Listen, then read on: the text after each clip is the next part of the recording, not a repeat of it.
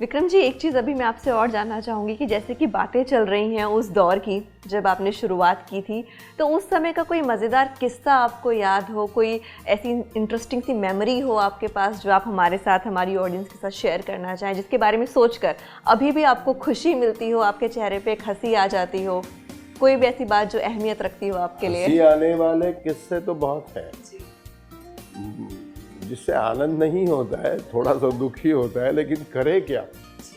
जैसे कि हमारे एक अजीज है सतीश आड़ेकर साहब, वो बड़े लेखक हैं, अच्छे लेखक हैं, जिनकी मेरी दोस्ती कम से कम 40-45 साल हो गया है। उनका एक नाटक था और वो नाटक लोकल पॉलिटिक्स पे जो चलता है उस पे वो नाटक था, जिसमें जात पात धर्म ये सब सारी चीज़ें भरी हुई थी, जिनमें ऐसे लोगों की वो कहानी थी। हमने वो नाटक एक्सेप्ट तो किया,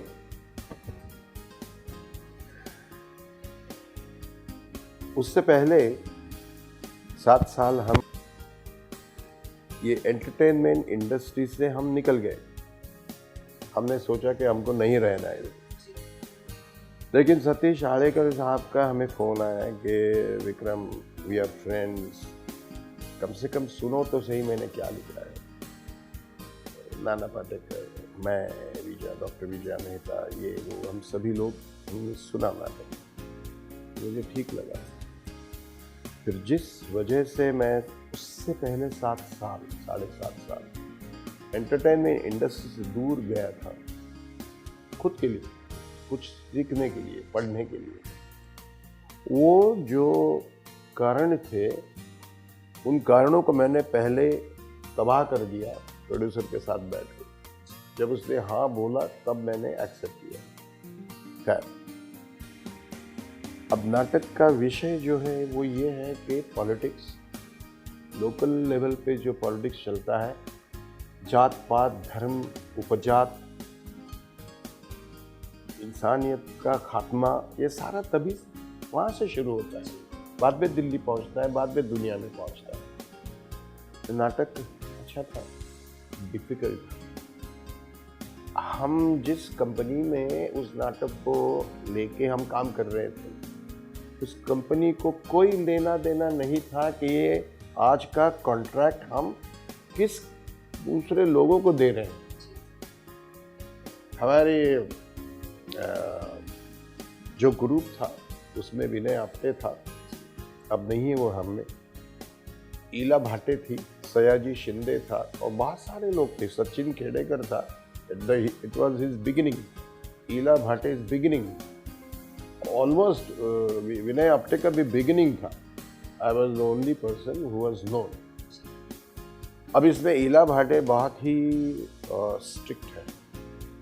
she will never laugh, never ever laugh on stage. Hats off to that lady. लेकिन उस दिन जैसे नाटक शुरू हो गया, पहले सेंटेंस से जैसे पर्दा ऊपर गया या बाजू गया, हमारे एक्टर्स हंसने लगे। मैंने कमाल है, इनको क्या हो गया? हमने ये करके देखा तो हंसते हंसते बात कर रहे थे। बड़े ताज्जुब हो गए कि ये हंस क्यों रहे हैं। पता नहीं, इनको दिख नहीं रहा था ऑडियंस क्या है। उसके बाद विनय आप्टे की एंट्री हो गई, उसने भी हंसना शुरू किया। उसके बाद ईला भाटे की एंट्री हो गई। कभी भी ना हंसने वाली वो औरत, वो भी हंस पड़ी।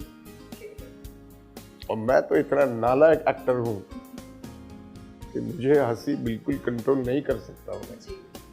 मैं जैसे गया तो पता चला क्यों सब लोग हंस रहे हैं।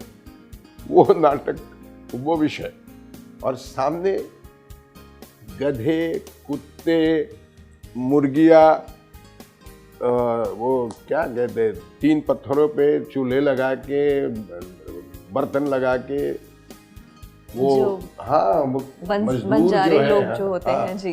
वो सारे बैठे थे हजारों अच्छा, में। तो ऑडियंस में वो लोग थे। वो लोग थे, सब वही थे जी ऑडियंस में, मतलब उनका ही ऑडियंस। जी। अब वो ओके, क्या पता चले उनको क्या पता चले क्या नाटक क्या है। हो रहा है।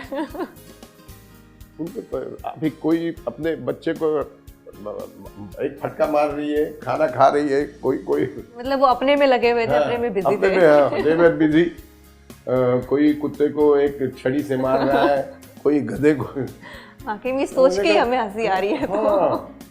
तो it was not possible for us. तो हमने बिल्कुल। बोल दिया कि हो सके उतना कंट्रोल करें और जल्दी जल्दी करें, इनको कुछ समझ में नहीं आएगा। फिर किस्से ऐसे भी है कि ये जो हमारे मालिक लोग होते हैं, मतलब कंपनी के मालिक, वो किसी एक नाटक को उठाते हैं, सब लोगों को हमको लेते हैं, काम करना शुरू करते हैं, नाटक तैयार होता है, उसके शोज होते हैं और कॉन्ट्रैक्ट को दिए जाते हैं। तो ये गणपति उत्सव में ऐसे बहुत सारे शोज जाते हैं। तो एक कॉमेडी शो था जो हम कर रहे थे, और ये जो है इसका आधा हिस्सा, ये हॉल का आधा हिस्सा इतना ही स्टेज था, और मुझ जैसा बड़ा मोटा आदमी, उससे भी बड़ा उसका गणपति का मूर्ति भी उधर रखा था, और उधर एक दरवाजा, इधर एक दरवाजा, इधर एक दरवाजा हो गया। और मेरा सेंटेंस ये था कि हमारा इतना बहुत बड़ा बंगला, अच्छा, इतना बड़ा बंगला बोलने के बाद मेरी बीवी जो भाग गई अंदर, वो आने के लिए तैयारी नहीं। किससे तो बहुत है, वाकई में बहुत ही मजेदार। हमें सुन के अभी हंसी आ रही है, तो उस टाइम जब आपने इसे लेकिन फील वो किया मुझे होगा, बोले कि जिया मैं होगा। क्या देखूं कि इधर हलचल इतना बड़ा करने के लिए बंगला है। जगह नहीं, इतना बड़ा गणेश जी का मूर्ति रखा है, और एक दरवाजा इधर तुम्हारा, एक दरवाजा बाहर के लोगों को आने के लिए और एक दरवाजा अंदर जाने के लिए। इतना बड़ा हमारा बंगला, ऐसे तुम्हारा सेंटेंस सुनने के बाद मैं भाग गई अंदर।